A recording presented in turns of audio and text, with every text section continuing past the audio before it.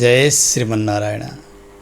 अखिले हे प्रत्यनीक कल्याणैकतान श्वेत समस्त वस्तु विलक्षण अनंत ज्ञानानंदैक स्वरूप परात्पर परब्रह्म परमेश्वर भगवान मुरलीधारी प्रभु का चरण में साष्टांग प्रणति गर्दै समस्त पूर्वाचार्यगण स्वाचार्य श्रीचरण समस्त आचार्य वर्ग समस्त भक्त भागवत मंडली सबैमा यथोचित वंदन गर्दै श्री बृहन्नारदीय पुराण अंतर्गत को पुरुषोत्तम मास महात्म्य। यो महात्म्यले निष्काम भक्तिपूर्वक पुरुषोत्तम मासको व्रत गर्नुपर्छ भन्ने कुरैमा जोड दिएको छ। सकाम भक्तिका निमित्त होइन, यो व्रत निष्काम भक्तिपरक व्रत हो भनेर यसलाई हामीले जानिरहेका छौँ। हामी प्रत्येक दिन तत्त दिनको पाठलाई र त्यसको कथालाई सुन्दै आएका छौँ। आज 20औं अध्यायको पाठलाई श्रवण गर्छौँ। त्यस पछाडि कथासारलाई हामी यथासमय संक्षेपमा श्रवण गर्नेछौँ। ओम श्री परमात्मने नमः। कृष्णाय वासुदेवाय हरे परमात्मने प्रणतक्लेशनाशाय गोविन्दाय नमो नमः। अथ 20तमोऽध्यायः। सूत उवाच नारायणमुखात् श्रुत्वा प्राक्तनं दृढधन्वनः नातितृप्तमना विप्र नारदः पृष्टवान् मुनिं।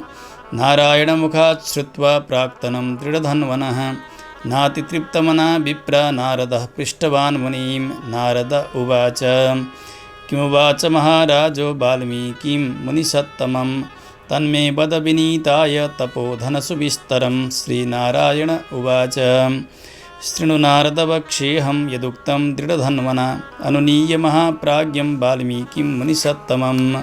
दृढधन्वोवाच पुरुषोत्तममासोऽयं कथं कार्यो मुमुक्षुभिः कीदृशी कस्य पूजा च किं दानं को विधिर्मुने। एतत् सर्वं समाचक्ष्व सर्वलोकहिताय मे सर्वलोकहितार्थाय चरन्ति हि भवादृशाः। असौ मासः स्वयं साक्षात् भगवान् पुरुषोत्तमः तस्मिन् कृते महत् पुण्यं त्वन्मुखात् संश्रुतं मया। पूर्वजन्मन्यहं भूत्वा सुदेवो ब्राह्मणोत्तमः विधिना कृतवान् मासं दृष्ट्वा पुत्रं मृतोत्थितम्। अजानतोऽपि मे ब्रह्मन् पुत्रशोकात् अचेतसः निराहारस्य सततं गतश्च पुरुषोत्तमः। तस्याप्येतत् फलं जातं सुखदेवो मृतोत्थितः अनुभूतमिमं मासं संसेवे हरिणोदितः। इह जन्मनि तत्सर्वं विस्मृतं मे तपोधन एतत् पूजाविधानं मे वद विस्तरतः पुनः। वाल्मीकिरुवाच ब्राह्मे मुहूर्ते चोत्थाय परब्रह्म विचिन्तयेत् ततो व्रजेन्नैरितासां बृहत्सोदकभाजनः। ग्रामाद्दूरतरं गच्छेत् पुरुषोत्तमसेवकः दिवासन्ध्यासु कर्णस्थ ब्रह्मसूत्र उदङ्मुखः। अन्तर्धाय तृणैर्भूमिं शिरः प्रावृत्य वाससा वक्त्रं नियम्य यत्नेन नोष्ठीवेन्नोच्छ्वसेदपि। कुर्यान्मूत्रपुरीशं च रात्रौ चेद्दक्षिणामुखः गृहीतशिश्नश्चोत्थाय गृहीतशुचिमृत्तिकः। गन्धलेपक्षयकरं कुर्याच्छौचमतन्द्रितः एकालिङ्गे गुदे पञ्च त्रिर्वामे 10 चोभयोः द्विसप्तपादयोश्चैव गार्हस्थ्यं शौचमुच्यते। कृत्वा शौचं तु प्रक्षाल्य पादौ हस्तौ च मृज्जलैः तीर्थे शौचं न कुर्वीतोद्धृतवारिणः अरत्निद्वयसञ्चारी त्यक्त्वा कुर्याद् अनोद्धृते। पश्चात् तच्छोदयेत् तीर्थम् अशुद्धम् अन्यथा हि तत्। एवं शौचं प्रकुर्वीत पुरुषोत्तमसद्व्रती ततः 16 गण्डूषान् प्रकुर्याद् 12 वा। मूत्रोत्सर्गे तु गण्डूषान् 8 वा 4 गृही उत्थाय नेत्रे प्रक्षाल्य दन्तकाष्ठं समाहरेत्। इमं मन्त्रं समुच्चार्य दन्तधावनमाचरेत्। आयुर्बलं यशोवर्चः प्रजा पशुपशूनि च ब्रह्मज्ञानं च मेधां च त्वं नो देहि वनस्पते। अपामार्गं वा दरं वा 12 कनिष्ठाङ्गुलिवत् स्थूलं पूर्वार्धकृतकूर्चकम्। शुचिर्12 गण्डूसरिनिषिद्धं भानुवासरे आचम्य प्रयतः सम्यक् प्रातः स्नानं समाचरेत्। स्नानादनन्तरं तावत् तर्पयेत् तीर्थदेवताः समुद्रगानदीस्नानम् उत्तमं परिकीर्तितं वापि कूपतडागेषु मध्यमं कथितं बुधैः गृहे स्नानं तु सामान्यं गृहस्थस्य प्रकीर्तितं ततश्च वाससि शुद्धे शुक्ले च परिधाय च उत्तरीयं सदा धार्यं ब्राह्मणेन विजानता उपविश्य शुचौ देशे प्राङ्मुखो वा उदङ्मुखः भूत्वा बद्धशिखः कुर्यात् अन्तर्जानुभुजद्वयं सपवित्रेण हस्तेन कुर्यात् आचमनक्रियां नोच्छिष्टं तत्पवित्रं तु भुक्तोच्छिष्टं तु वर्जयेत् आचम्य तिलकं कुर्यात् गोपी चन्दनमृत्स्नया ऊर्ध्वपुण्ड्रमृजुं सौम्यं दण्डाकारं प्रकल्पयेत् ऊर्ध्वपुण्ड्रं त्रिपुण्ड्रं वा मध्ये छिद्रं प्रकल्पयेत् निवसत्यूर्ध्वपुण्ड्रे तु श्रिया सह हरिः स्वयं त्रिपुण्ड्रे धूर्जटिः साक्षात् उमया सह सर्वदा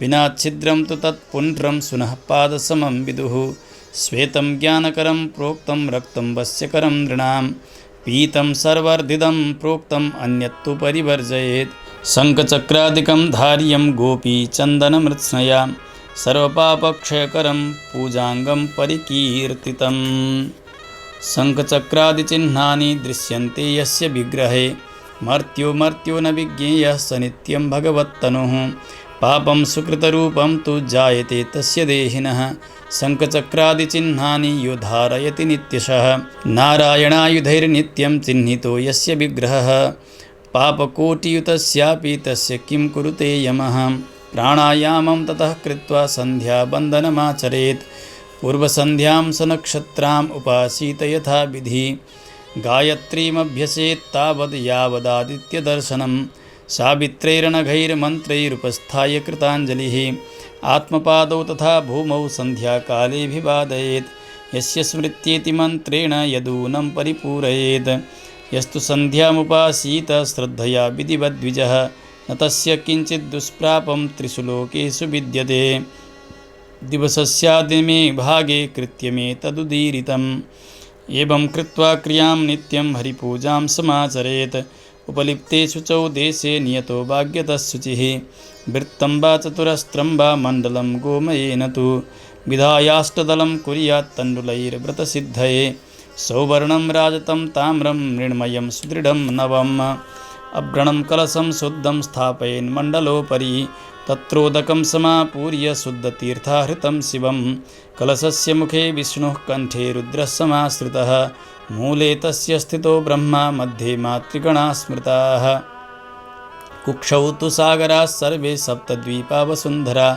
ऋग्वेदोऽथ यजुर्वेदः सामवेदो ह्यथर्वणः अङ्गैश्च सहिताः सर्वे कलशं तु समाश्रिताः एवं संस्थाप्य कलशं तत्र तीर्थानि योजयेत् गङ्गा गोदावरी चैव कावेरी च सरस्वती आयान्तु मम शान्त्यर्थं दुरितक्षयकारकाः ततः सम्पूज्य कलशम् उपचारैः समन्त्रकैः गन्धाक्षतैश्च नैवेद्यैः पुष्पैस्तत्कालसम्भवैः तस्योपरि निषेत् पात्रं ताम्रं पीताम्बरावृतं तस्योपरि निषेद् हैमं राधया सहितं हरिं राधया सहितः कार्यः सौवर्णः पुरुषोत्तमः तस्य पूजा प्रकर्तव्या विधिना भक्तितत्परैः पुरुषोत्तममासस्य दैवतं पुरुषोत्तमः तस्य पूजा प्रकर्तव्या सम्प्राप्ते पुरुषोत्तमे संसारसागरे मग्नम् उत्तारयति यो ध्रुवं को न सेवेत तं लोकं मर्त्यो मरणधर्मवान्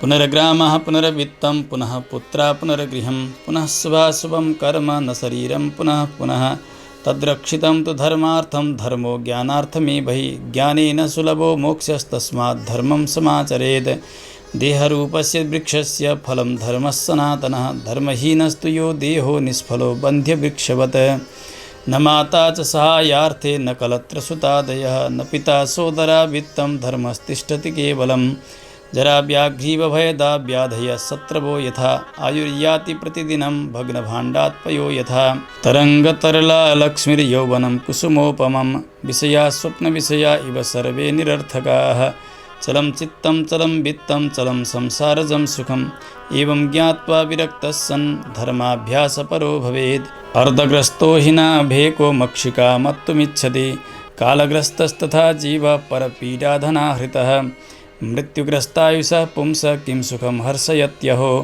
आघातं नीयमानस्य बध्यस्येव निरर्थकं धर्मार्थं च यदा चित्तं न वित्तं सुलभं तदा वित्तं न च तदा चित्तं धर्मोन्मुखं भवेत् चित्तं वित्तं यदा स्यातां सत्पात्रं न तदा लभेत् एतत् तृतीयसम्बन्धो यदा काले तु सम्भवेत् अविचार्य तदा धर्मं यः करोति स बुद्धिमान् वित्तप्राचुर्यसंसाध्य धर्माः सन्ति सहस्रशः पुरुषोत्तमे स्वल्पवित्तः साध्यो धर्मो महान् भवेत् स्नानं दानं कथायां च विष्णोः स्मरणमेव च हरिभक्तिः कीर्तनं च लीलाश्रवणमेव च एतन्मात्रोऽपि सद्धर्मस्त्रायते महतो भयात् गङ्गैव तीर्थस्मरयेव धन्वी वित्तं तु विद्यैव गुणास्तु रूपं मासेषु सर्वेषु तथैव साक्षात् मासोत्तमोऽयं पुरुषोत्तमो हि यद्यप्यसो निन्द्यतमः पुरासीद् सर्वेषु कृत्येषु मखादिकेषु तथापि साक्षात् भगवत्प्रसादात् तन्नाम्ना नाम्ना भुवि विश्रुतोऽभूत् यथा हस्तिपदे लीनं सर्वप्राणिपदं भवेत् धर्मः कलास्तथा सर्वे विलीना पुरुषोत्तमे यथा मरतरङ्गिण्या न समाः सकलापगाः कल्पवृक्षेण न समा यथा सकलपादपाः चिन्तारत्नेन रत्नानि न समानि यथा भुवि कामधेन्वा यथा गावो न राज्ञा पुरुषाः समाः न वेदैः सर्वशास्त्राणि पुण्यकालास्तथाखिलाः पुरुषोत्तममासेन समो मासो न कर्हिचित् पुरुषोत्तममासस्य दैवतं पुरुषोत्तमः तस्मात् सम्पूजयेत् भक्त्या श्रद्धया पुरुषोत्तमं शास्त्रज्ञं निपुणं शुद्धं वैष्णवं सत्यवादिनं विप्राचार्यमथाहूय पूजां तेन प्रकल्पयेत् संसारसागरमतीव गभीरवेगम् अन्तस्थमोहमदनादितिमिङ्गिलौघम् उल्लङ्घ्य गन्तुमविवाञ्छति भारतेऽस्मिन् सम्पूजयेत् स पुरुषोत्तममादिदेवम् संसारसागरमतीव गभीरवेगम् अन्तस्थमोहमदनादितिमिङ्गिलौघम् उल्लङ्घ्य गन्तुमविवाञ्छति भारतेऽस्मिन् सम्पूजयेत् स पुरुषोत्तममादिदेवम् हरि ओं तत्सत् श्रीब्रियन्नारदीयपुराणे पुरुषोत्तममासमाहात्म्ये श्रीनारायणनारदसंवादे दृढधन्वोपाख्याने दैनिकप्रातःकृत्यकथनं नाम 20तमोऽध्यायः। श्रीहरये नमः। कृष्णाय वासुदेवाय हरये परमात्मने प्रणतक्लेशनाशाय गोविन्दाय नमो नमः। श्रीकृष्ण गोविन्द हरे मुरारे हे नाथ नारायण वासुदेव अनन्त वैकुण्ठ मुकुन्द कृष्ण गोविन्द दामोदर माधवेति। भगवानमा प्रेम बन्नु नै सर्वोपरि व्रत हो भन्ने तात्पर्यलाई हामीले क्रमशः सुन्दै आइरहेका छौँ। आज 20औं दिन भयो, 20औं अध्यायको पाठलाई हामीले श्रवण गऱ्यौँ। आजसम्म हामीले के सुन्यौँ, यसो विषय सूचीका क्रमले पूर्व विषयलाई स्मरण गरौँ। त्यस पछाडि आजको अध्यायको कथासारलाई हामी सुनौँ। पहिले नैमिषारण्य क्षेत्रमा ऋषिहरूका साथमा सुतजीको संवाद प्रारम्भ हुन्छ। सुतजीले नारदजी र भगवान नारायणको संवादलाई सुनाउन प्रारम्भ गर्नुभयो, जसभित्र भगवान श्रीकृष्ण र पाण्डवहरूको संवाद पहिले आउँछ। पुरुषोत्तम मास, पहिले त यसलाई मलमास भनेर सबैले तिरस्कार गरेका थिए। यसको सृष्टि भएपछि स्वामी छैनन्, अधिष्ठाता देवता छैनन्, यसमा स्नान दान पुण्य केही गर्नुहुन्न, सूर्य सङ्क्रान्तिले छोएको छैन, अपवित्र हो भनेर घृणा गरिसकेपछि वैकुण्ठमा पुग्दछ। भगवान वैकुण्ठनाथले गोलोकमा लिएर जानुभयो। गोलोकाधिपति भगवान श्रीकृष्णचन्द्रले आफ्नो पुरुषोत्तम नाम प्रदान गर्नुभयो अनि यसका लागि आफ्ना ज्ञान शक्ति बल ऐश्वर्य आदिका गुणहरू प्रदान गर्नुभयो। यो निष्काम महिना हो भनेर यसको महत्त्वलाई बताउनुभयो, मासहरूका अधिपति बनाइदिनु भयो। त्यस पछाडि वैकुण्ठमा आएर महिनाहरूको राजा बनेर पुरुषोत्तम मास बस्न लागेका छन्।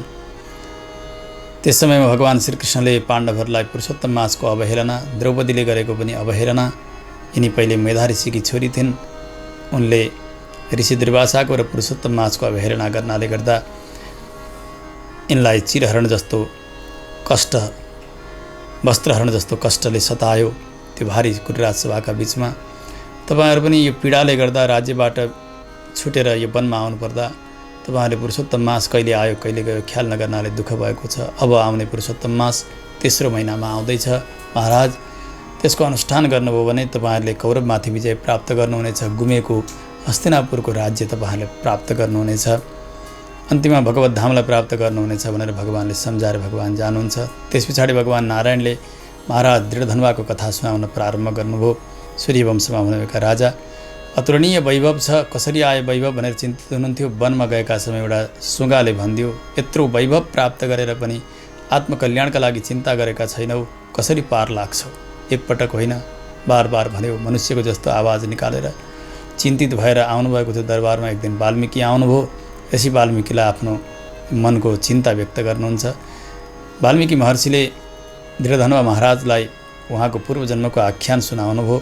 सुदेव नाम गरेका ब्राह्मण दक्षिण भारतमा, ब्राह्मणी गौतमी सन्तान थिएनन्। तपस्याका लागि ताम्रपर्णी नदीका तटमा गएर भगवानको आराधना यिनीहरूले गर्दछन्। भगवान दर्शन दिनुभयो, सन्तान मागे। भगवानले भन्नुभयो 7 जन्म सन्तान छैनन्, प्रारब्धमा लेखिएकै छैन, चिन्तित छन् यिनीहरू। गरुडजीले भन्नुभयो, प्रभु प्रारब्धमै लेखेको मात्रै पाइन्छ भने हजुरको भक्ति किन गर्ने। अब हजुरको तद्भक्ति विलयम गता, अब आजका दिनबाट हजुरको भक्ति समाप्त हुनेछ। हात्ती कसैले दान दियो भने अङ्कुश दिनलाई के आपत्ति भयो र। यी ब्राह्मणी रोइरहेका छन्, यिनलाई पुत्र दिनु हजुरलाई के आपत्ति भयो, समर्थ हुनुहुन्छ नि हजुर। भगवानले मुस्कुराएर भन्नुभयो, गरुडजी तपाईँ नै दिनुहोस्। गरुडजीले आफ्नो अंशबाट यी ब्राह्मणीका लागि एक पुत्र हुने वरदान दिनुभयो। पुत्र जन्मियो। अत्यन्तै लक्षणले युक्त भएको सुखदेव नाम छ। देवल ऋषि एक दिन आउनुभयो। उसका लक्षणहरू हेरेर भन्नुभयो, अत्यन्तै ज्ञानी छ, राम्रो छ यसको भविष्य, परन्तु 12 वर्षकै उमेरमा जलमा डुबेर यो समाप्त हुन्छ। यसो भन्ने बित्तिकै ब्राह्मणी चिन्तित हुनुहुन्छ। नभन्दै 12 वर्षको उमेरमा साथीहरूका साथमा खेल्दा खेल्दै एउटा ठुलो तलाउमा डुबेर यो सुखदेव समाप्त भयो। ब्राह्मणीले चिन्ता गरे, रोए। मरेको बालकलाई काखमा राखेर त्यस समयमा पुरुषोत्तम मास पर्न गयो। आकाश गड्याङगुडुङ गरेर वर्षा भएको छ, हावा हुन्डरी चलेको छ। स्नान गर्दै गर्दै 1 महिना बिताउँछन् यिनीहरूले, थाहा छैन पुरुषोत्तम मास भन्ने। त्यस प्रभावले भगवान सर्वेश्वर नारायण प्रकट हुनुहुन्छ। प्रसन्न भएर पुरुषोत्तम मासको महात्म्यलाई पनि भगवानले बताउनुभयो। तिमीहरूले नजानेर तपस्या गर्यो भन्ने पनि सम्झाउनुभयो। भाग्यमा नभएको चिज माग्दाखेरि दुःख पाइन्छ भन्ने आख्यान पनि भगवानले सुनाउनुभयो र भन्नुभयो, यो पुरुषोत्तम मास व्रतका प्रभावले यो मरेको बालकलाई अब म 12,000 वर्ष आयु दिनेछु। त्यो बालक उठ्यो, भगवानलाई प्रणाम गर्दछन्। भगवान जान्नुभयो। वाल्मीकि महर्षिले सुनाउँदै हुन्छ, हो तिनै ब्राह्मण तपाईँ हुनुहुन्छ, तिनै ब्राह्मणी यी महारानी हुन्। र त्यो सुगा थियो नि वनमा, मनुष्यको जस्तो आवाज निकालेर तपाईँलाई भन्ने, त्यो सुगा भनेको त्यही बालक सुखदेव हो। छोराको कर्तव्य हुन्छ यदि पिताहरू नरकमा जान खोजे भने त्यहाँबाट तार्नु। त्यो पुत्रको कर्तव्य पुरा गर्नका लागि तपाईँ यो संसारका भोगमा डुब्नुभयो, आत्मकल्याण तपाईँले बिर्सनुभयो, भगवत भक्ति बिर्सनुभयो। त्यस कारणले सम्झाउनका लागि आएको तपाईँकै त्यो पूर्वजन्मको छोरो हो, यो सुगा बनेर आएको। यसरी तात्पर्य सम्झाएपछि दृढधनुवा महाराजको सारा संशय समाप्त भएर जान्छ। वाल्मीकिले भन्नुभयो, महाराज अब मलाई आज्ञा दिनुहोस्, म जान्छु सरयू नदीका तटमा, वहाँ गएर स्नान गर्छु, अवधमा भगवानको दर्शन गर्छु। ऋषि वाल्मीकि जान लाग्दा उहाँले केही जिज्ञासा गर्न लाग्नुहुन्छ। यहाँसम्मका प्रसङ्गहरू हामीले 19औं अध्यायका कथासम्म हामीले सारमा श्रवण गऱ्यौँ। आज 20औं अध्यायमा प्रारम्भमा सुतजीले ऋषिहरूलाई सम्बोधन गर्दै भन्नुभयो, नारायण मुखात् श्रुत्वा प्राक्तनं दृढधन्वनः नातितृप्तमना विप्रा नारदः पृष्ठवान् मुनिम्। भगवान नारायणका श्रीमुखबाट दृढधनुवा महाराजको पूर्वजन्मको आख्यान नारदजी सुनिरहनु भएको छ। अझै सुन्ने इच्छा नारदजीलाई पनि भयो। सोध्नुभयो नारदजीले, प्रभु अरू के सोध्नुभयो वाल्मीकिसँग महाराज दृढधनुवाले, अनि के उपदेश दिनुभयो कृपा गरेर बताउनुहोस्। भगवान नारायण भन्नुहुन्छ, नारदजी सुन्नुहोस्, जे सोध्नुभयो दृढधनुवाले र वाल्मीकिले जे उत्तर दिनुभएको छ म तपाईँलाई सारमा बताउँछु। जान लागेका वाल्मीकिका चरणमा परेर दृढधनुवाले प्रार्थना गर्दै भन्नुभयो, प्रभु हजुरले कृपा गरेर बताउनुभयो यो पुरुषोत्तम मासको महिमा अनि भगवानको दर्शन, मेरो पूर्वजन्मको आख्यान सबै हजुरले बताउनु भयो।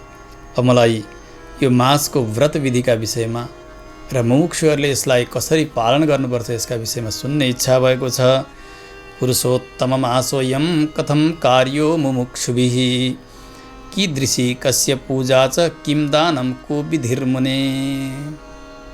यो पुरुषोत्तम मासमा कसको पूजा कसरी गर्नुपर्छ अनि कस्ता वस्तुको दान गर्नुपर्दछ र यो व्रतको विधि के छ यो पनि कृपा गरेर बताउनुहोस्। मैले सोध्न जानेको छैन भने मेरो अभिप्रायलाई विचार गरेर हजुरले कृपा गरिबक्सियोस् हे प्रभु। हजुर त लोकहितकै निमित्त हजुर विचरण गर्नुहुन्छ। हजुरको जीवन भनेकै त्यही छ, सर्वलोक हितार्थाय चरन्ति हि भवादृशाः। सन्तहरू सर्वत्र विचरण किन गर्नुहुन्छ भन्दा केवल लोकको कल्याण गर्नका निमित्त। हेर्नु, देवताहरूको आगमन हुन्छ जीवनमा, कहिले सुख दिएर जान्छन् उनीहरूले, कहिले दुःख दिएर जान्छन्। राहु, केतु, शनि, मङ्गल, उल्का आदि गरेका पनि त देवता नै हुन् नि। यिनीहरू आयो भने जीवनमा दुःखै दुःख पाइन्छ। कहिले सुख दिन्छन्, कहिले दुःख दिन्छन् देवताहरूले। परन्तु सुखायैव हि साधूनाम, सज्जनहरू आचार्यहरू आउनु भने उहाँहरूले केवल सुख मात्र प्रदान गर्नुहुन्छ, कहिले कष्ट प्रदान गर्दै गर्नुहुन्न। कसरी यसको उद्धार होला, कसरी यिनीहरू भगवानतर्फ लाग्लान्, के गरी यिनीहरूको कल्याण होला, कसरी भगवानसँग यिनीहरूलाई जोड दिने होला, ज्ञानीहरूले आचार्यहरूले हर प्रयासले त्यो चेतनको उद्धार नै चाहिरहनु भएको हुन्छ। त्यस्तै त हजुर हुनुहुन्छ नि प्रभु। हजुरले बताइबक्सियो यो महिना पुरुषोत्तम महिना, भगवान पुरुषोत्तम यसका अधिष्ठाता हुनुहुन्छ भनेर हजुरका मुखबाट मैले सुन्दै आएको छु। सुदेव नाम गरेको ब्राह्मण पूर्वजन्ममा थिए, ती पनि हजुरले बताउनु भयो। नजानेर मैले यो मासको व्रत गरेँ, मरेको पुत्र पुनः जीवित भयो यसका प्रभावले, यो पनि मैले सुने। नजानेर गर्दा त त्यस्तो भयो भने जानेर गर्दा कस्तो होला। तस्याप्येतत् फलं जातं सुखदेवो मृत्युत्थितः। मरेको मेरो सुखदेव पुत्र त जागेको थियो भने कस्तो उत्तम व्रत होला यो, कति शक्तिशाली व्रत होला। त्यस कारणले मैले त सबै बिर्सिसकेको छु, के गर्नुपर्छ कसो गर्नुपर्छ। उस समयमा त मैले गरेँ होला, पूर्वजन्ममा त मलाई यो पूजा विधान विस्तारपूर्वक सम्झाइदिबक्सियोस्। वाल्मीकि महर्षिले भन्नुभयो, महाराज कुनै पनि सेवा आराधनाका लागि पहिले आफूलाई योग्य बनाउनु पर्दछ। देवो भूत्वा देवम यजेत, शास्त्रले भन्छन् साक्षात् देवता जस्तो भएर देवताको सेवा गर्नुपर्छ। भूतप्रेत पिशाचको सेवा गर्नेले आफूलाई भूतप्रेत पिशाच जस्तै स्वरूपमा बनाउँछन् र अनि सेवा गर्छन्। जसको सेवा गर्ने हो त्यस्तै नै बन्नुपर्छ त्यो सेवकले। त्यसका लागि पहिले आफूलाई शुद्ध राख्न पर्यो, पवित्र बनाउनु पर्यो। स्नान आदि गरेका नित्य कर्म नगरिकन भगवानका सेवामा लाग्न सकिन्न, त्यो योग्य हुँदैन सेवाका लागि। त्यसकारणले पहिले नित्य कर्मलाई सुन्नुहोस्। ब्राह्मे मुहूर्ते चोत्थाय परब्रह्म विचिन्तयेत्, ततो व्रजेत नैरिताशां बृहत् सोदक भाजनः। सधैँ ब्रह्म मुहुर्तमा उठ्ने।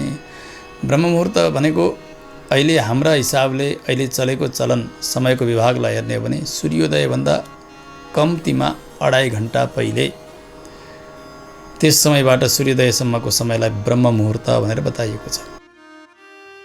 त्यसभित्रै आउँछ अरुणोदय। अरुणोदय सूर्योदयभन्दा 96 मिनेट पहिलेबाट प्रारम्भ हुन्छ। त्यसकारण त्यस समयमा त अरुणोदयभन्दा पनि केही पूर्व नै उठ्नुपर्छ, जसलाई ब्रह्म मुहुर्तको प्रारम्भ बिन्दु मानिएको छ। अब ब्रह्म मुहुर्तमा उठ्ने हो भनेर 2 बजे नै अनि 2:30 नै नबजिकन कोही उठेका त्यसरी पनि भेटिन्छन्। त्यस प्रकारले त्यसलाई त असुरहरूको समय भनिएको छ। त्यसबेला गरिएको साधनाले केही काम गर्दैन। त्यसकारणले करिब करिब कहिले समय यता हुन्छ कहिले उता हुन्छ सूर्योदयलाई हेर्ने हो भने सामान्यतया दिनरात समान भएका समयमा हिसाब लगाउने हो भने लगभग 3:30 बजेको समय ब्रह्म मुहुर्तको पहिलो बिन्दु हो। त्यसकारणले 3 बजेभन्दा अगाडि उठ्न हुन्न। 3 र 3:30 को बीच करिब करिब ब्रह्म मुहुर्त प्रारम्भ भएको हुन्छ। त्यस समयमा उठ्ने अनि परब्रह्म भगवानको चिन्तन गर्ने। बसेर जुन आसनमा सुतिएको छ पूर्वपट्टि फर्किएको होस् अथवा उत्तरपट्टि फर्केर यसो ध्यान मुद्रामा बस्ने, भगवानको एकछिन ध्यान गर्ने। ध्यान गरेर कमसेकम यो मोक्ष मार्गको चिन्तन गर्ने, भगवानका स्वरूपको चिन्तन सत्संगात भवनिस्पृहो गुरुमुखात श्री सम्प्रपद्यात्मवान का क्रमले तत्तद लोक पार गरेर मुक्तात्मा जाने क्रमलाई पनि मुक्तोर चिर दिन पूर्व पक्ष षडुदङ मासाब्दवाताम सुमद ग्लौ विद्युत वरुणेन्द्र धात्री महित सीमान्त सिन्ध्वाप्लुतः श्री वैकुण्ठमुपेत्ति नित्यमजडं तस्मिन् परब्रह्मणः सायुज्यं समवाप्य नन्दति चिरं तेनैव धन्यः पुमान्। काहीँ समम काहीँ चिरम पाठ छ।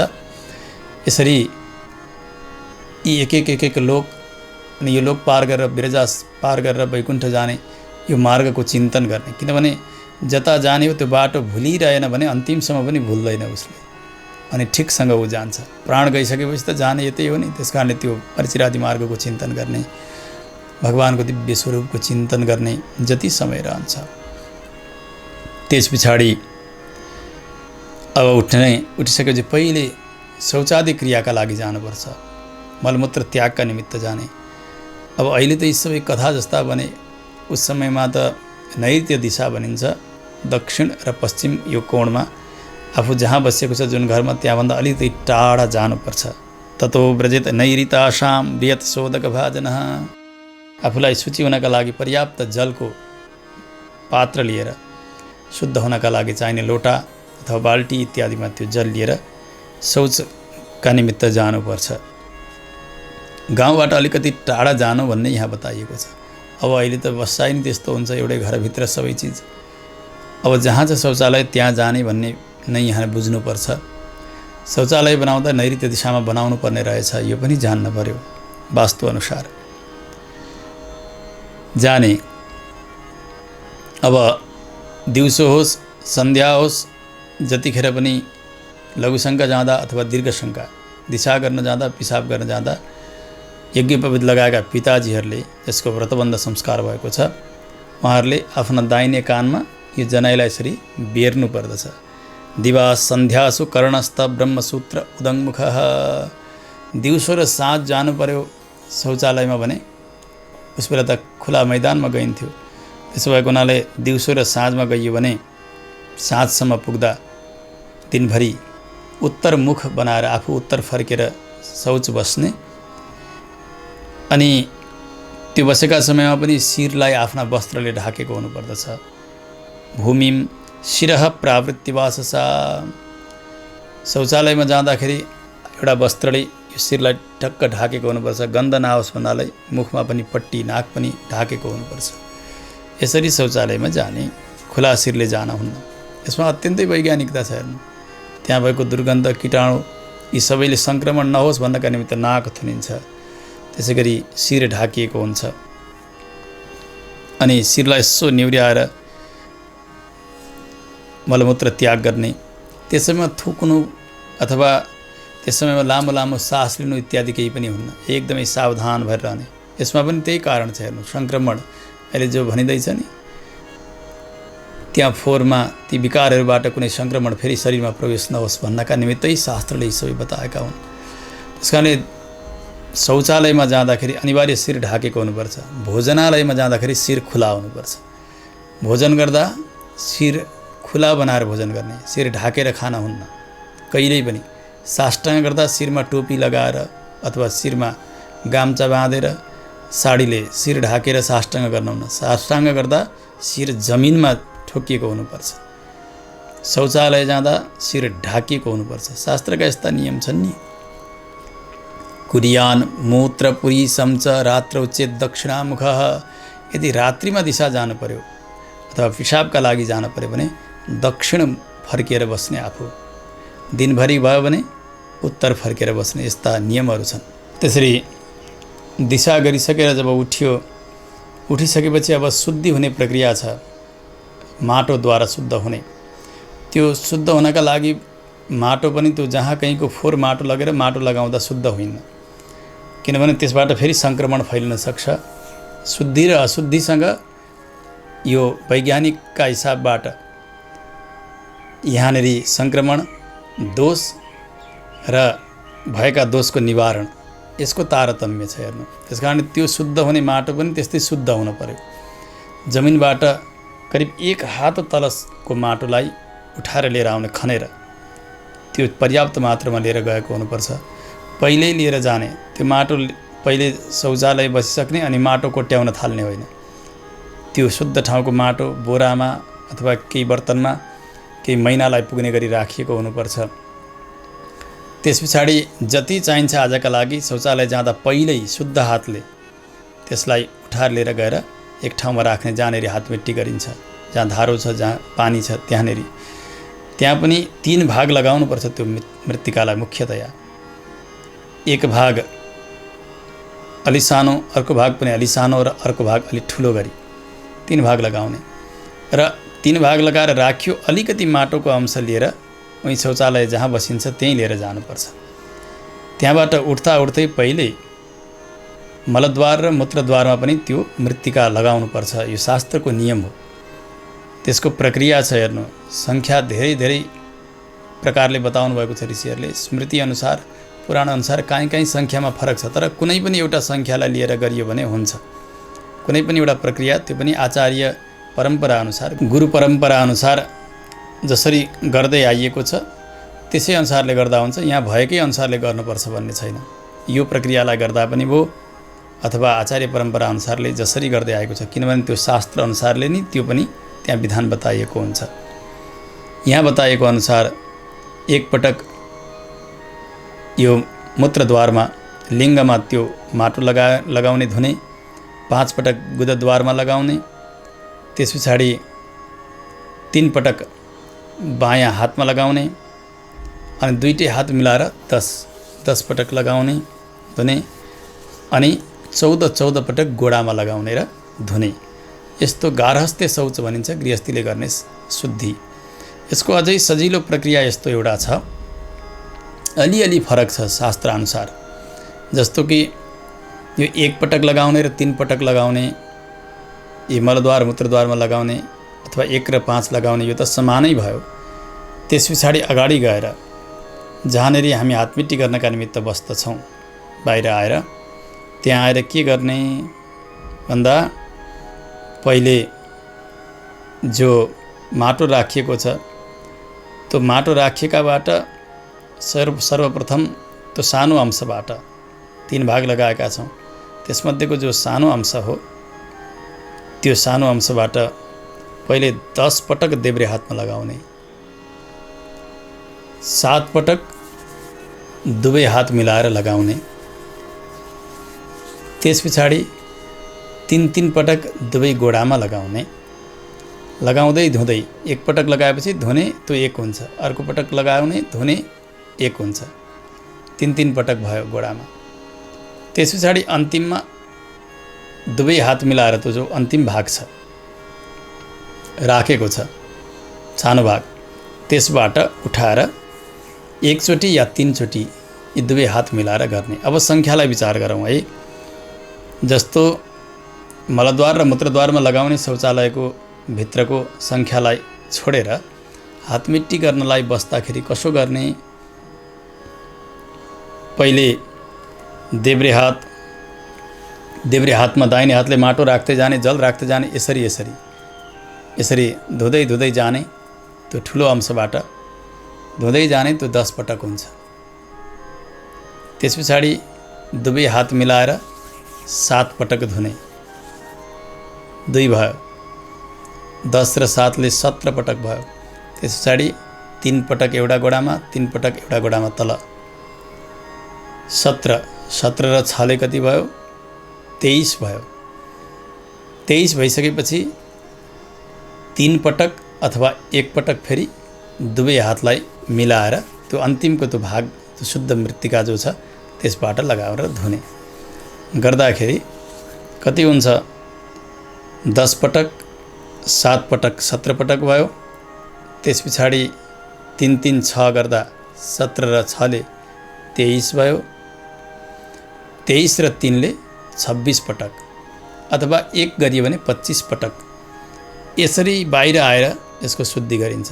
अब भित्रको हिसाब गर्ने हो भने 3 र 1 गर्दा 4 हुन्छ अनि यहाँ 25 र 4 ले 29 पटक यो हात गोडा सबै अङ्गमा यसरी मृत्तिका लगाएर माटो लगाएर धुनु पर्दछ।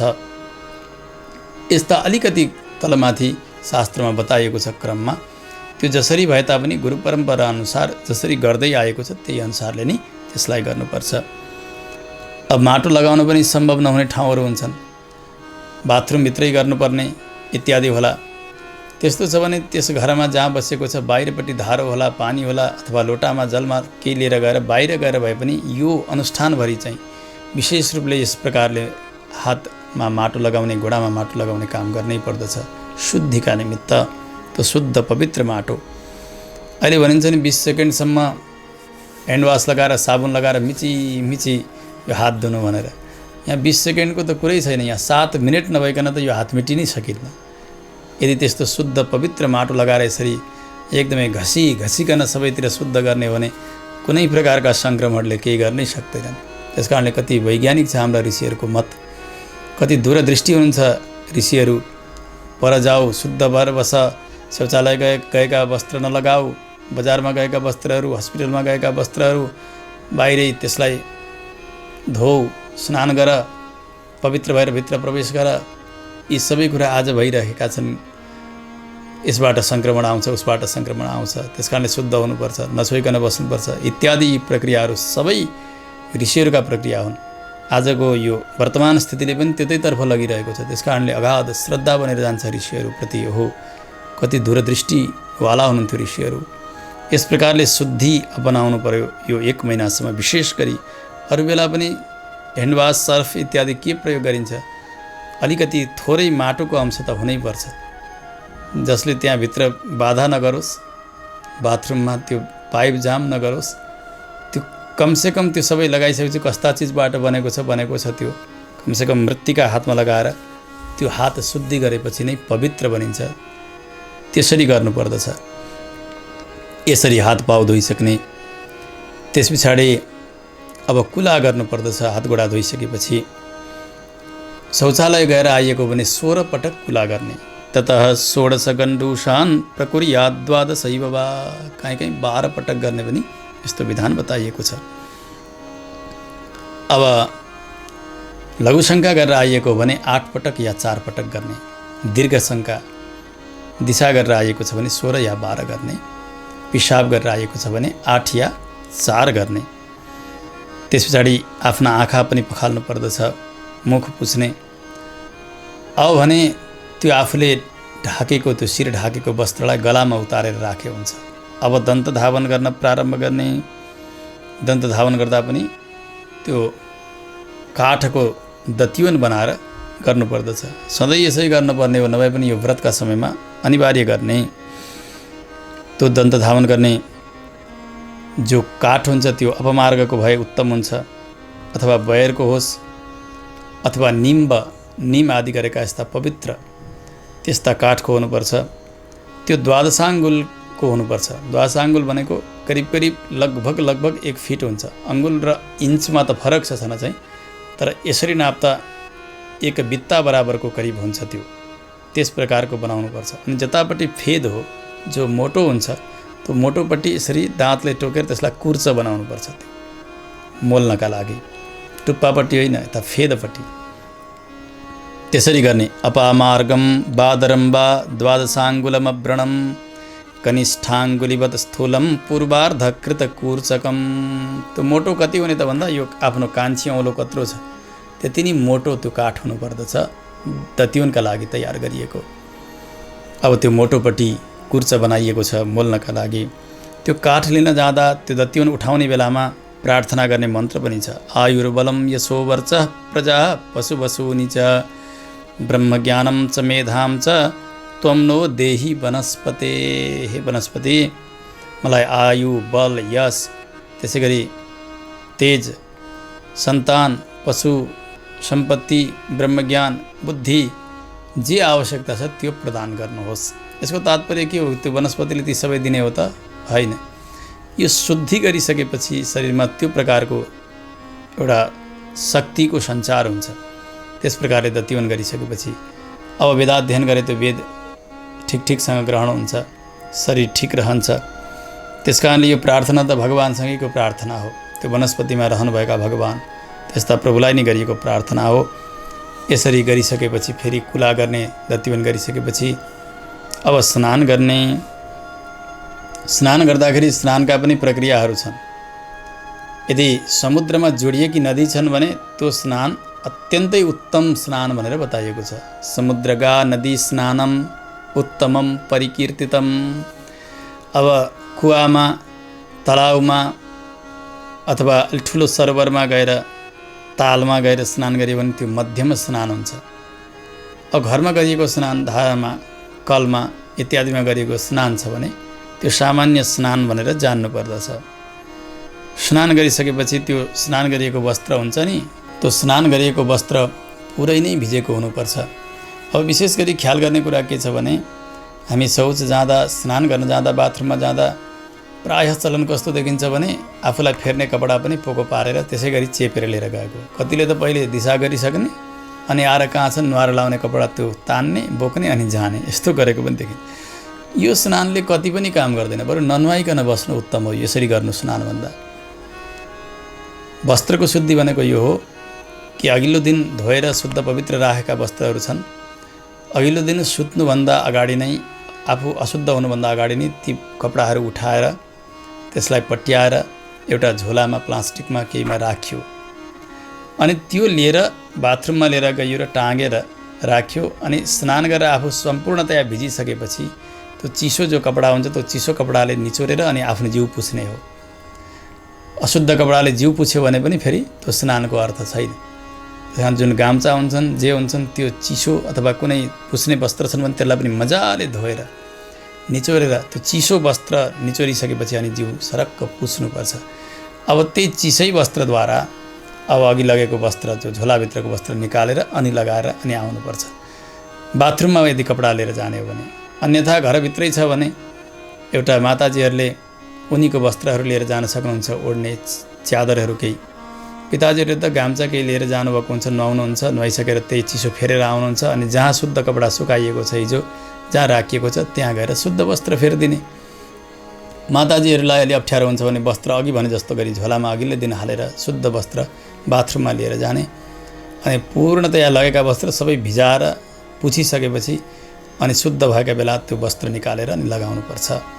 अथवा एउटा कोही उनीको च्यादर लिएर गइएको छ भने उनीको च्यादरलाई अपवित्र अवस्थामा छोए पनि त्यसलाई अशुद्ध मानिँदैन, त्यसलाई टाँगिदिने, शौचादि नित्यकर्महरू गर्ने हो, सबै गरिसक्ने, कुला गर्ने, स्नान गर्ने गरिसकेपछि त्यो उनीको वस्त्रले आफूलाई लपेटेर चिसा कपडाहरू सबै त्यही बाथरुममा राखेर अनि आएर आफ्नो ठाउँमा आएर शुद्ध कपडा लगाउनुपर्छ। माताहरूले पनि होइन भने त्यो अशुद्ध अवस्थामा कपडा लिएर गएर झुन्डाएर नुहाएर फेरि त्यही लिएर आउनुको चाहिँ कोही अर्थ छँदै नै छैन। त्यसरी स्नान गर्नुहुन्न, यसरी शुद्ध वस्त्र धारण गर्ने। वस्त्र धारण गर्दा एउटा मात्रै वस्त्र लाउन हुन्न, एक मात्र वस्त्रले कुनै देवकर्म, पितृकर्म इत्यादि केही नै गर्न हुन्न। ततश्च वाससी शुद्धे शुक्ले च परिधाय च उत्तरीयम सदा धार्यम ब्राह्मणेन बिजानता। उत्तरीय वस्त्र अवश्य हुनुपर्छ। वस्त्रोप वस्त्र भनिन्छ नि, धोती छ, भित्री कपडालाई गनिँदैन, धोती होस्, त्यसमाथि एउटा गाम्चा अथवा एउटा कुनै माथि गन्जी, कुनै एक उपवस्त्र अनिवार्य रहनु पर्दछ। उत्तरीय यसरी ओढ्ने च्यादर नै होस् इत्यादि हुनुपर्छ। केवल एक मात्र वस्त्रले रहनु हुँदैन। अब उत्तर फर्केर या पूर्व फर्केर बस्ने, शिखा बाँध्ने, त्यस पछाडि सुखासनमा बसेर पवित्र धारण गरेर आचमन गरेर त्यस पछाडि तिलक धारण गर्न प्रारम्भ गर्नुपर्दछ। शुद्ध जल लिएर आइयो, तुलसी दल राख्यो, पञ्चपात्रमा त्यो जललाई राखिसकेपछि तिलक लगाउने। आचम्य तिलकम कुर्याद गोपी चन्दनम रचनया ऊर्ध्वपुण्ड्रम ऋजुम सौम्यम दण्डाकारम प्रकल्पयेत्। त्यो मृत्तिकाद्वारा यसरी ऊर्ध्वपुण्ड्र धारण गर्नुपर्छ। सधैँ ब्राह्मणले ऊर्ध्वपुण्ड्र नै लाउनुपर्ने हो। त्यसमा पनि ब्राह्मण, क्षत्रिय, वैश्य जो कोही भए तापनि पुरुषोत्तम मासमा व्रत गर्छन् भने उनीहरूले यसै गरी ऊर्ध्वपुण्ड्र तिलक नै लगाउनुपर्छ। ऊर्ध्वपुण्ड्रम ऋजुम सौम्यम अत्यन्त सिधा राम्रो बनाउनुपर्छ, दण्डाकार, दण्ड जस्तो बनाएर। यी भगवानका चरण हुन्। ऊर्ध्वपुण्ड्र लगाउने व्यक्तिले पनि र अरू बेला लगाइने जो त्रिपुण्ड्र हो अरूका लागि, त्यसमा पनि भित्र छिद्र हुनुपर्दछ, बिचमा खाली हुनुपर्छ। ऊर्ध्वपुण्ड्र भनेर यसरी सँगै जोडेर दुईटालाई एकदमै साँगुरो बनाएर राख्नु पनि हुन्न। यहाँ कमसेकम 2 अङ्गुलको यहाँनेरि अन्तर पनि चाहिन्छ तिलक लगाउँदा। निवसति ऊर्ध्वपुण्ड्रेतु श्रिया स हरि स्वयं। भगवान स्वयं नारायण लक्ष्मी जी का साथमा रहनुहुन्छ। यो बीचमा लगाइने जो श्री छ, कतिपय तिलकमा बीचमा लगाइने बिन्दु छ, यस तिलक भगवानका चरण हुन्। यहाँ बीचमा भएको बिन्दु अथवा यो श्री, यो साक्षात् लक्ष्मीजीको स्वरूप हो। त्यसरी धारण गरिन्छ। यो यस्तो प्रमाण छ शास्त्रमा। यदि छिद्र बिनाको कुनै तिलक लगाइन्छ नि ठ्याप्प परेको छ भने त्यसलाई कुकुरको गोडाको चिन्ह हो भनेर बताइएको छ। कुकुरको पाउ। बिना छिद्रम त तत्पुण्ड्रम सुनः पादसमम विदुः। कुकुरको त्यो गोडोको चिन्ह हो। त्यस्तो लगाउन हुन्न कहिले पनि। सेतो तिलक लगाउने। श्वेतम ज्ञानकरम प्रोक्तम, किनभने यसले ज्ञान खोलिदिन्छ। सेतो ऊर्ध्वपुण्ड्र लगाउने। पहेँलो लगाउने पनि चलन छ। पीतम सर्वर्दिदम प्रोक्तम अन्यत्तु परिवर्जित। नीलो कालो इत्यादि त एकदमै त्यो वर्जित छ।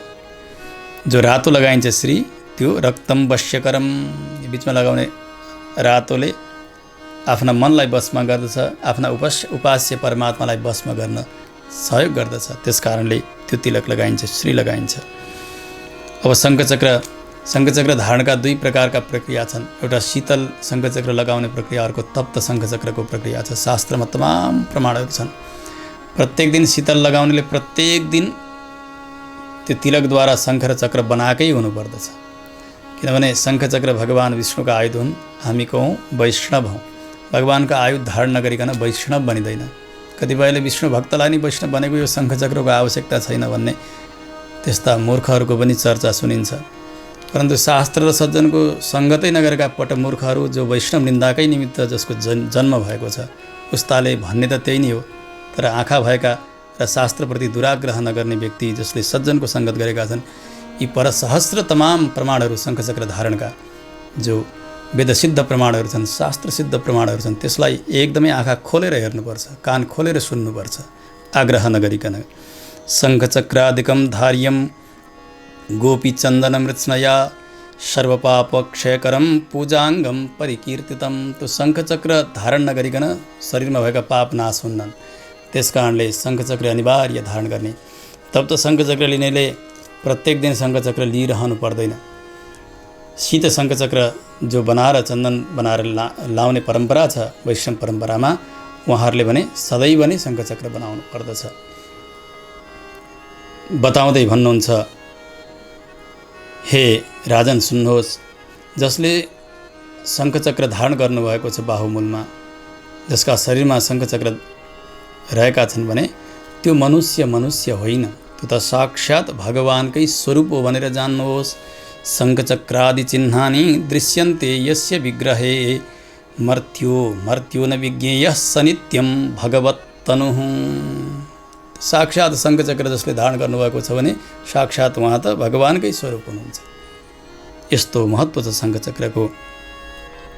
ओहो, हेर्नु, व्यक्तिले शङ्खचक्रकै विरोध गर्छ र वैष्णवकै विरोध गर्दछ, अनि पनि फेरि यही पुरुषोत्तम मासलाई नै कमाउने खाने भाँडो पनि बनाएको यस्तो पाखण्डीहरू देखिन्छन् संसारमा, जसलाई कोही अधिकारै छैन।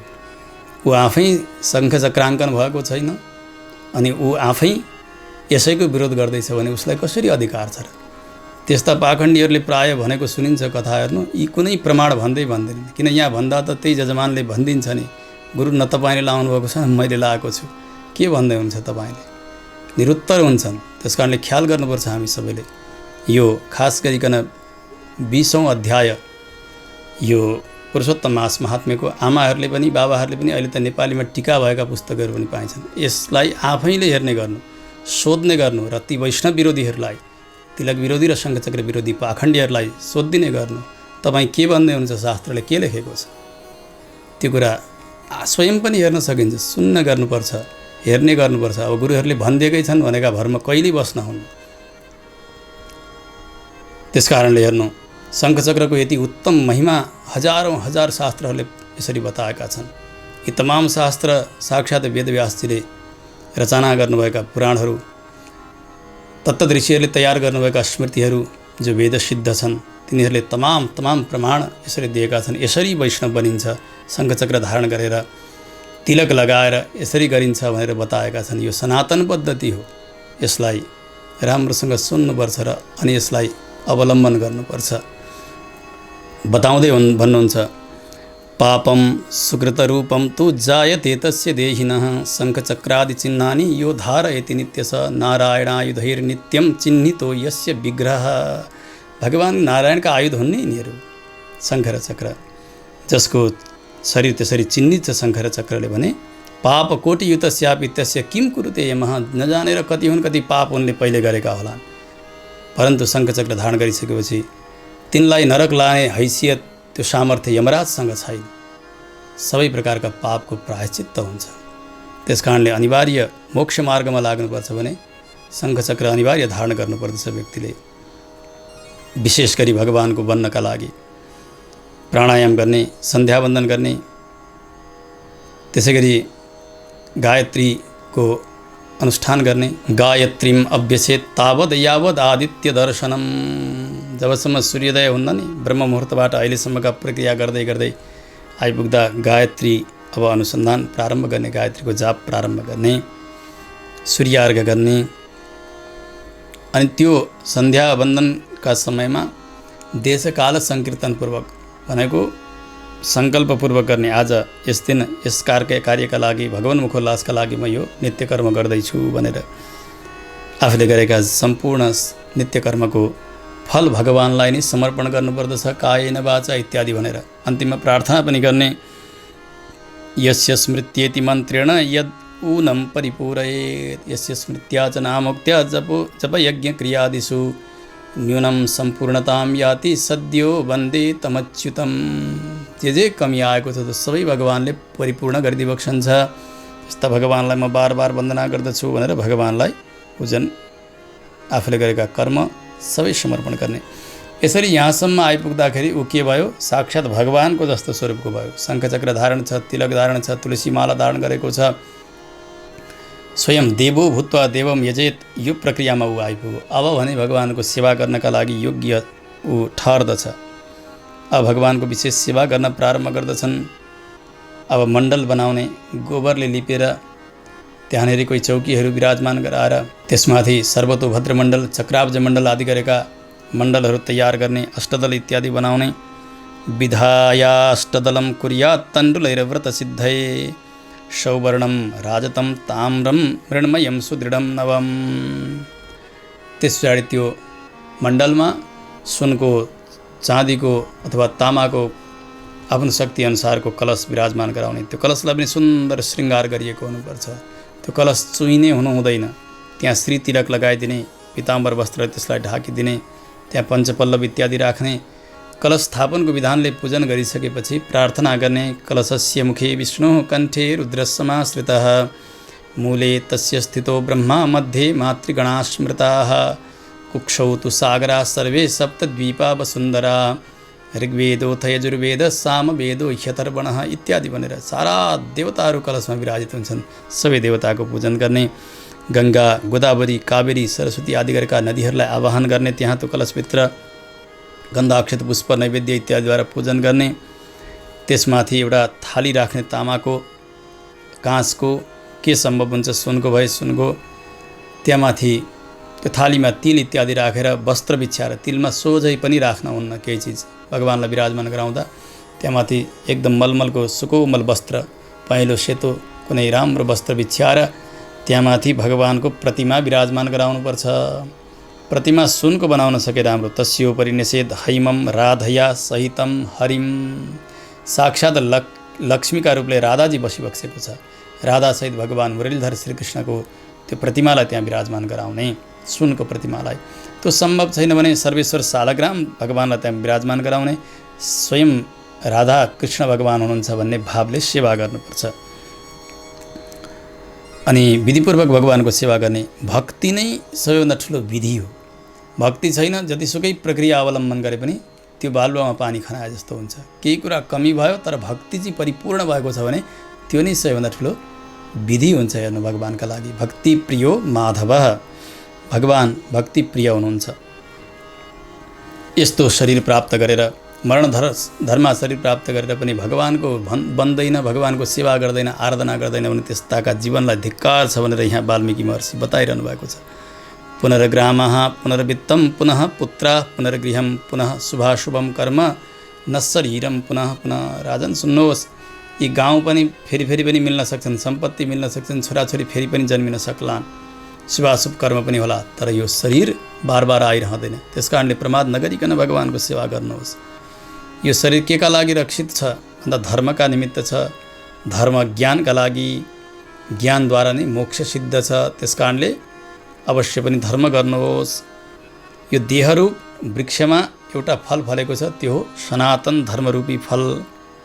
यदि धर्महीन छ व्यक्ति भने त्यो निष्फल भयो। ठुलो रुख छ, फल्दै फलेन भने कसैले त्यसको आदर गर्दैन। त्यसै गरी जीवनमा धर्म बन्न सकेको छैन, भगवत भक्ति बन्न सकेको छैन भने त्यस्ताका जीवनलाई कसैले अनुशीलन गर्दैनन्। न माता च सहायार्थे न कलत्र सुतादयः न पिता सोदरा वित्तम धर्मस्तिष्ठति केवलम।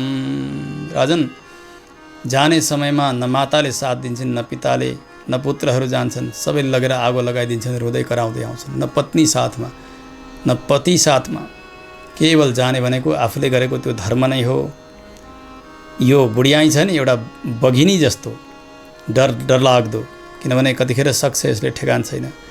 व्याधिहरू छन्, रोगहरू छन्, यी शत्रुहरू हुन्। यी सबैले आयुलाई सकिरहेका छन्, आयुलाई खण्डित गरिरहेका छन्।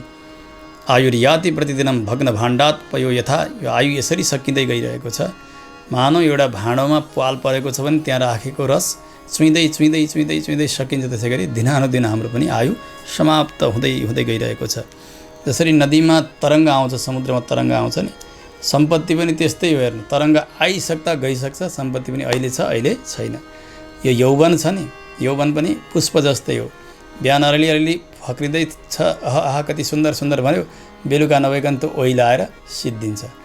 म बुढो भएँ भन्ने कसैलाई थाहा हुँदैन। हेर्नु, कुन दिनबाट म बुढो हुन थालेँ कसैले आजसम्म लेखाजोखा गर्न सकेको छैन। त्यो फुलले के थाहा पाउँछ र बिचरो। बिहान थियो छँदैछु भन्दा भन्दै बेलुका सिद्धिन्छ। त्यसै गरी व्यक्तिको जीवन पनि, यौवन पनि त्यसै गरिकन समाप्त भएर जान्छ। यी विषयहरू छन्, यी स्वप्न जस्ता छन्, स्वप्नमा देखेका रहिरहन्छन् र त्यस्तै छन्। अहिले छन्, अहिले सुख जस्तो छ, एकछिनमा तिनले साथ छोडिदिन्छन्। चित्त पनि चञ्चल छ, वित्त पनि चञ्चल छ, संसारको सुख पनि चञ्चल छ। यो जानेर नै व्यक्तिले वैराग्य लिनुपर्छ र भगवानमा प्रेम गर्नुपर्दछ। चलम चित्तम चलम वित्तम चलम संसार जम सुखम एवं ज्ञात्वा विरक्त सन् धर्माभ्यास परो भवेत्। त्यस कारणले भगवानमा मन लगाउने। जस्तो भ्यागुतो छ, सर्पका मुखमा आधा निल्लिसकेको छ, च्याँ च्याँ गरेर कराइरहेको छ, अगाडिपट्टि झिँगो देख्यो भने सासैले टिप्छ, त्यसलाई त्यस बेला पनि खाइरहनु परेको छ। मरिसके थाहा छ, हुँदाहुँदै पनि खाइरहनु परेको छ। जीवन त्यस्तै त छ नि मनुष्यको नि। कालरूप संसारले निलिसकेको छ, तर संसारका तुच्छ तुच्छ विषय खोजेर व्यक्ति हिँडिरहेको छ। त्यस्तो अमृत मोक्ष भगवत तत्त्वलाई उसले खोजिरहेको छैन। मृत्युग्रस्त व्यक्तिले कसरी यहाँ भएका सामान्य संसारका सुखले उसलाई सुख हुन्छ र? यसलाई सुख भन्नु त त्यस्तो हो जस्तो कि एउटा बोकालाई काट्नका लागि लिएर गएका छन् कसैले, एकछिनमा मर्दैछ, तर अहिले दिएका घाँसले ऊ रमाउँदैछ जस्तै मात्रै हो। अब एकछिन पछाडि ऊ सिद्धिँदैछ। त्यसै प्रकारले कतिखेर काल आउँछ, उसले खड्ग चलाउने हो ठेगान छैन। संसारका सुख पछाडि मर्ने बेला छ भने हा पैसा व्यक्ति लागेको छ। धर्मार्थम च यदा चित्तम न वित्तम सुलभम तथा यदा वित्तम न च तदा चित्तम धर्मोन्मुखम भवेत्। धर्मका निमित्त यो चित्त हो अनि वित्त पनि हो, सम्पत्ति पनि हो। तर चित्त र वित्त जहिले एकै ठाउँ लाग्छ नि, त्यसबेला सत्पात्र मिल्दैन। चित्त लागेका बेलामा सम्पत्ति छैन, धर्म गर्नु पर्यो भनेर चित्त लागेका बेलामा, अनि सम्पत्ति भएका बेलामा चित्तै लाग्दैन यो धर्म गर्नुपर्छ भन्ने। चित्त र वित्त एकै ठाउँ भयो नि हुन त, तर त्यो कहाँ गर्ने, कसलाई दिने भन्ने त्यो सत्पात्र प्राप्त हुन्न। त्यसैले चित्त वित्त र सत्पात्रको सम्बन्ध जहिले हुन्छ त्यही नै हो उत्तम काल। तुरुन्तै गरिहाल्नु पर्दछ, विचार नगरिकन धर्म गर्ने, किनभने आफ्नो आत्मकल्याण आफैले गर्नुपर्ने हो। भगवान पुरुषोत्तम अनन्य भक्तिद्वारा नै प्रसन्न हुनुहुन्छ। गर्दाखेरि भगवत सम्बन्धी नै सबै कार्यहरू गर्नुपर्छ। स्नानम दानम कथायाम च विष्णोः स्मरणमेव च। स्नान गर्ने, दान गर्ने, भगवानका कथामा मन लगाउने, भगवानको स्मरण गर्ने। गङ्गाजी जसरी पवित्र हुनुहुन्छ सबैभन्दा उत्तम तीर्थहरूमा, कामदेव सबै धनुषधारीहरूमा उत्तम बलशाली, सबैभन्दा ठुलो सम्पत्ति भनेको विद्या हो जसरी सबैभन्दा सुन्दर रूप भनेको गुणहरू हुन् व्यक्तिका।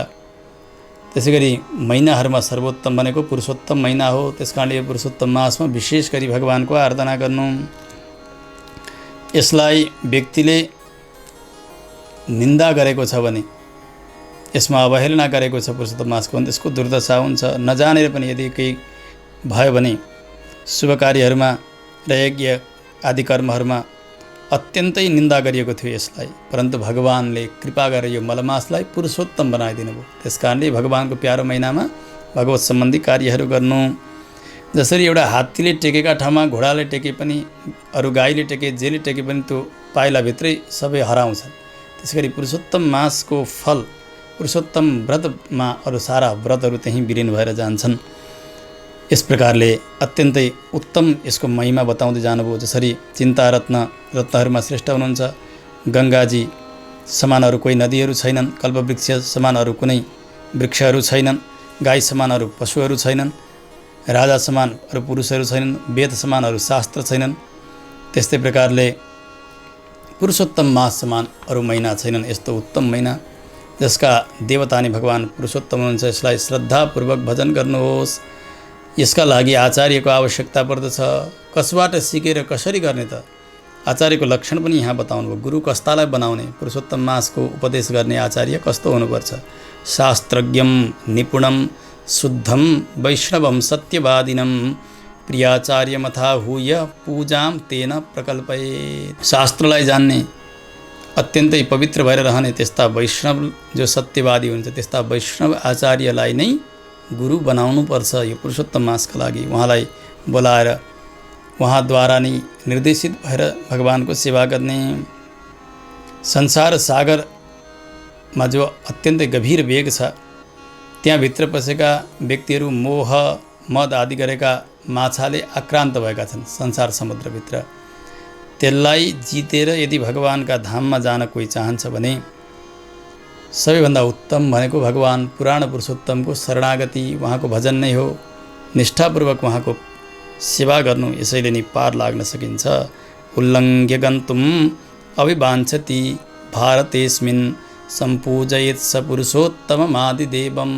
जो आदिदेव भगवान स्वयं नारायण हुनुहुन्छ, स्वयं मुरलीधारी हुनुहुन्छ, त्यस्ता भगवानकै पूजन गरोस्। यहाँसम्मका पावन प्रसङ्गहरू 20औं अध्यायमा संक्षेपमा वर्णन गरियो। जय श्रीमन्नारायण।